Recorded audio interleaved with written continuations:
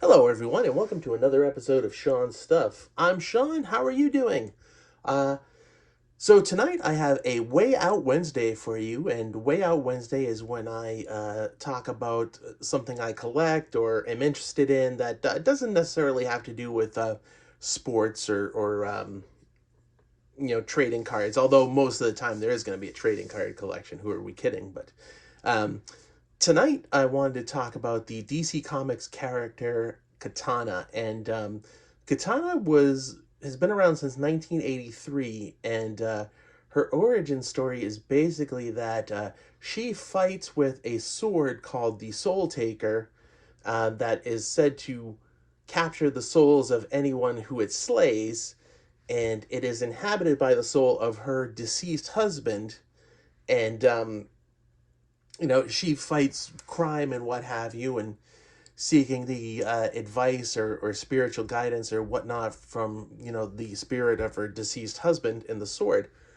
So kind of an interesting character, definitely. And she debuted in 1983 as part of a new Batman team called the Outsiders, and I know a little bit about that team, not too much, and I don't want to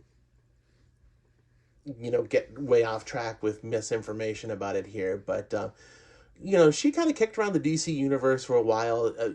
Generally she was kind of a character that was added to like the team books, to kind of fill out the roster or whatever. Um, but starting in the 2010s, as DC expanded its media reach and moved out from comic books to television and movies and more, Katana kind of became a more active character, and I think between the visual appeal of the character and very interesting uh, very interesting backstory. Martial artist characters are always very cool.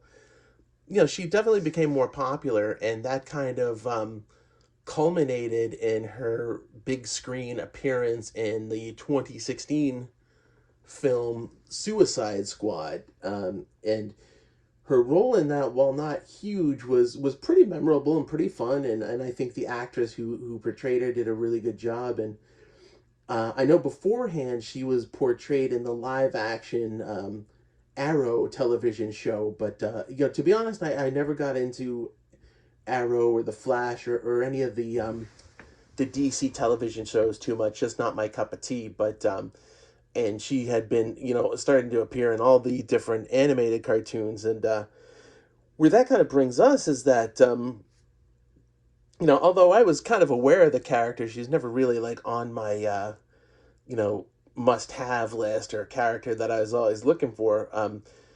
DC Comics commissioned an artist named Aunt Lucia to redesign the female superheroes of DC into DC Bombshells. And basically, what this means is, they took Katana, who,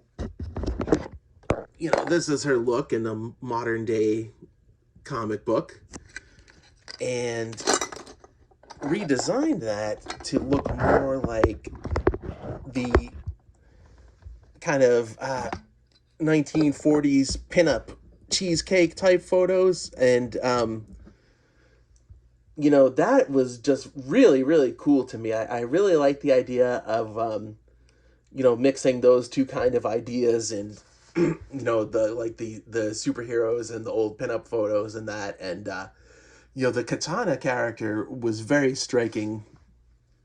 So you can see they kind of turned the mask here into like a makeup, and gave her a kimono rather than kind of like the bodysuit thing, and this very cool dragon tattoo, and gave her a hairstyle kind of more appropriate to Japan in the old days, the samurai day, and that. So really liked that character, and started collecting the DC Bombshell stuff. And granted, they did this with other characters, Wonder Woman, Black Canary, Batgirl, Batwoman, so on and so forth. And the characters really took off, and that they did do a lot of merchandise for them. As you can see, they've got a Funko Pop, and the Katana is the only one I have of the Bombshells, because like I said, that is my absolute favorite.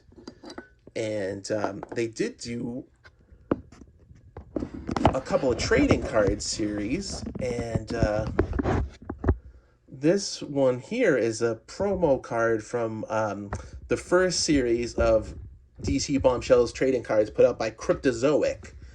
And I believe this was 2016, maybe? I don't know. The date is too small for me to read, but at any rate, this was handed out at San Diego Comic-Con. I got a copy off of eBay, and they did eventually come out with a couple more series of these cards, and you can see here is Series 2, Katana. I was lucky enough to find packs of these, so I was able to rip open a few packs and pull these Katanas, which is really nice. And then we have the Series 3 card right there. And there are variants to the base, rainbow foil, different colored borders and what have you. Haven't really gone looking for them all that much. I don't think there's a lot of Bombshell stuff floating out there for sale, but, we'll see. And finally, this was an insert from Series 3 called On the Front Line. And so kind of in line with their origin story of being, superheroes masked with pinups, they took their setting to World War II. And, another cool aspect is you can see the border here. I'll bring it a little closer to the camera.